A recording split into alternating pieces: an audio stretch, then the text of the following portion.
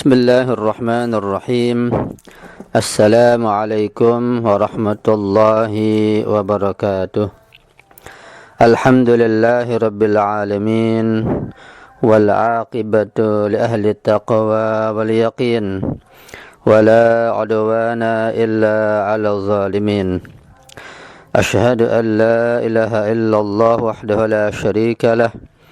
وأشهد أن سيدنا ونبينا محمدا عبده ورسوله اللهم صل على فاطمة وأبيها وبعلها وبنيها وسر المستودع فيها بعدد ما أحاط به علمك اللهم كن وليك الحجة بن الحسن صلواتك عليه وعلى آبائه في هذه الساعة وفي كل ساعة وليا وحافظا وقائدا وناصرا ودليلا وعينا حتى تسكنه أرضك طوعا وتمتعه فيها طويلا برحمتك يا أرحم الراحمين رب اشرح لي صدري ويسر لي أمري wahlul 'uqdatam min lisani yafqahu qawli amma ba'du.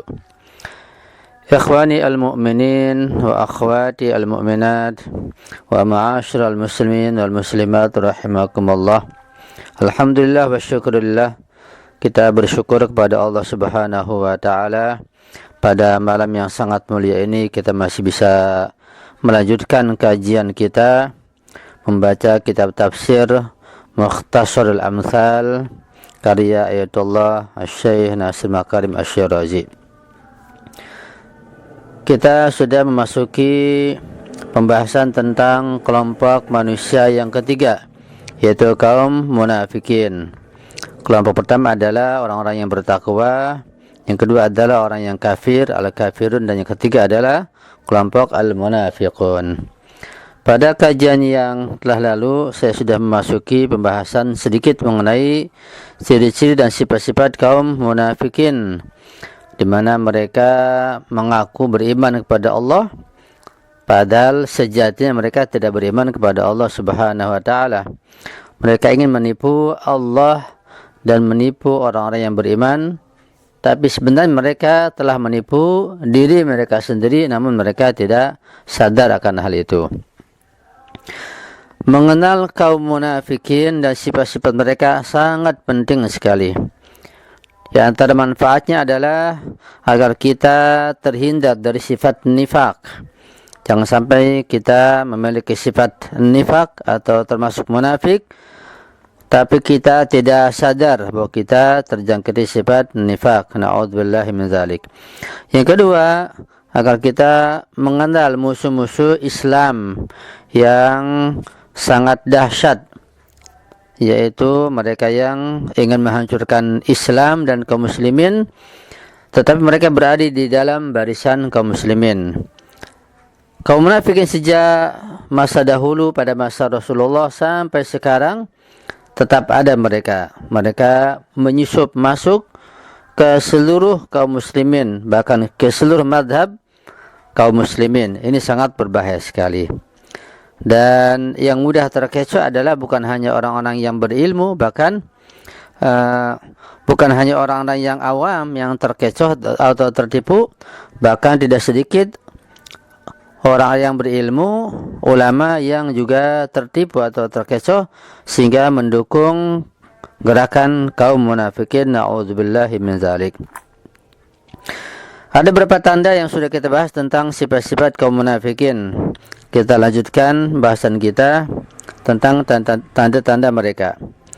Alamatuhumul ukhra, tanda-tanda mereka yaitu kaum munafikin yang lainnya. I'tidaduhum bi anfusihim wa i'tiqaduhum annahum dzawu aqlin wa tadbirin. Mereka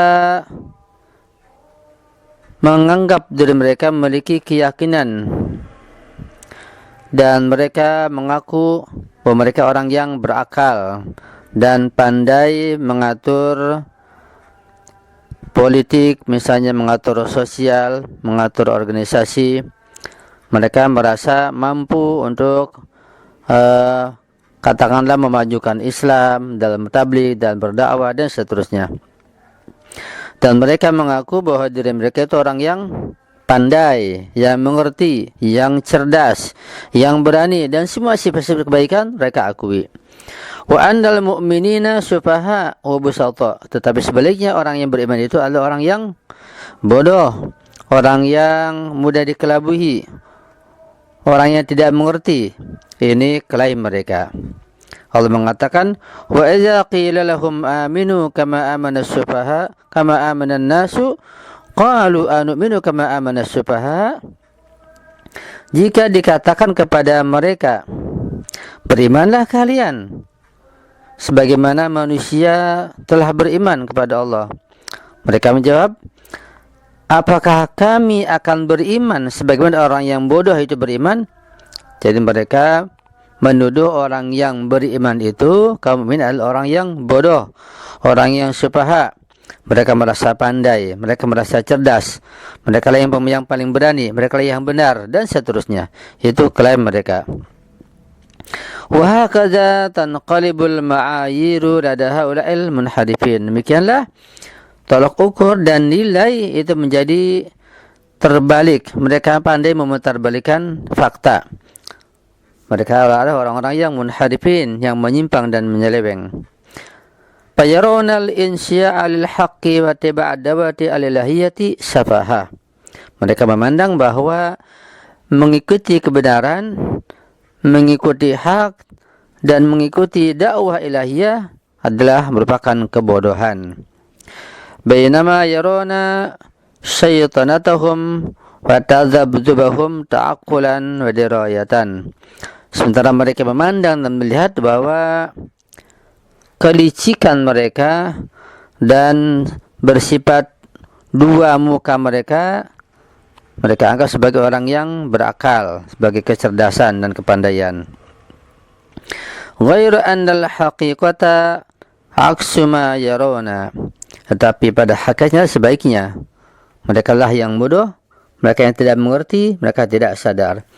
Allah mengatakan, ala innahum humus sufaha'u walakin la ya'lamun. Ketahuilah mereka adalah orang-orang yang sufaha, orang-orang yang bodoh, tapi mereka tidak mengetahui. Alaysa minas safahati ayyudhayya'al insanu wahdata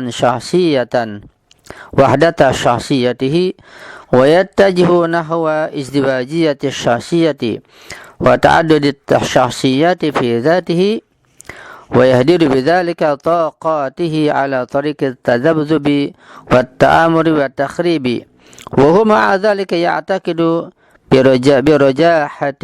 birajahati aqlihi.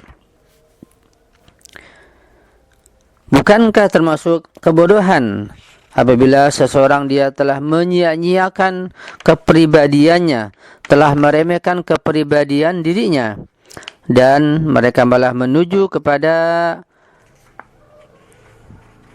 dua muka, kepada sifat nifak, dan memiliki kepribadian yang bermacam-macam. Dan mereka telah menghabiskan kekuatannya, energinya, dan tenaganya pada jalan kebingungan dan pada jalan untuk penghancuran umat ini, penghancuran diri mereka sendiri, penghancuran kaum muslimin. Tapi mereka mengakui dan mereka berkeyakinan atau mengklaim mereka adalah orang-orang yang berakal dan orang-orang yang benar. Ini tanda lain daripada sifat orang-orang yang munafikin. Jelas bahwa kaum munafikin menurut Al-Quran orang-orang yang bodoh. Cuma mereka mengklaim merasa paling benar, merasa paling kuat argumennya, yang lain salah, merasa paling bermanfaat, paling berani, dan seterusnya. Ini ciri-ciri kaum munafikin. Tidak ada rendah diri atau tidak ada tawadhu dalam diri mereka. Na'udzubillahi min zalik.